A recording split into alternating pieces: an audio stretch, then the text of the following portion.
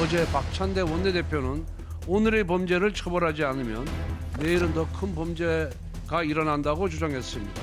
그대로 이재명 대표에게 돌려드리면 딱 맞는 말입니다. 이재명 대표의 공직선거법 위반 사건을 비롯한 재판에서 사법부는 신속하고 엄정한 판결을 촉구합니다.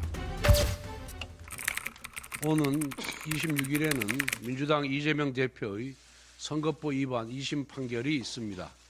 공직선거법 제270조는 선거범에 대한 재판을 다른 재판에 우선하여 심리한다고 되어 있습니다.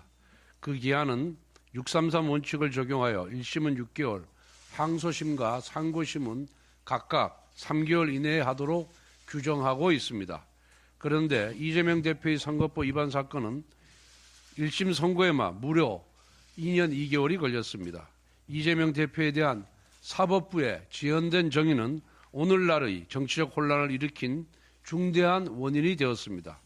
이재명 대표는 선거법 위반 사건 1심에서 징역 1년에 집행유예 2년을 선고받았습니다.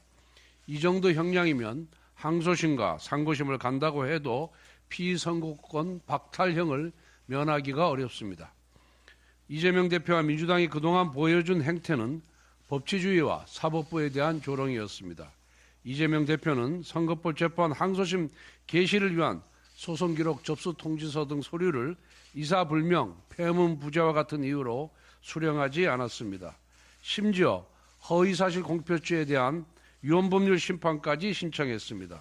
그러면서 허위사실 공표죄가 우리나라밖에 없다며 거짓말을 했습니다. 한편 작년 11월 이재명 대표가 1심에서 유죄를 선고받자 민주당은 공직선거법상 허위사실 공표죄를 삭제하고 피선거권 박탈 기준도 벌금 100만 원에서 벌금 1000만 원으로 상향하는 공직선거법 개정안을 발의하기도 하였습니다.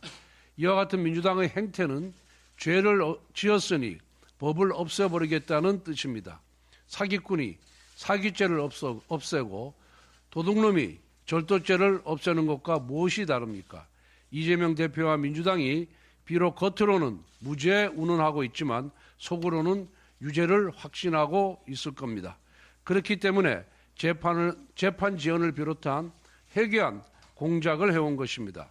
게다가 이재명 대표는 이미 전과 사범입니다. 지금은 8개 사건에서 12개 혐의로 5개의 재판부에서 재판을 받고 있습니다. 가히 죄 대표라고 불려도 손색이 없습니다. 어제 박찬대 원내대표는 오늘의 범죄를 처벌하지 않으면 내일은 더 큰 범죄가 일어난다고 주장했습니다. 그대로 이재명 대표에게 돌려드리면 딱 맞는 말입니다. 이재명 대표의 공직선거법 위반 사건을 비롯한 재판에서 사법부의 신속하고 엄정한 판결을 촉구합니다.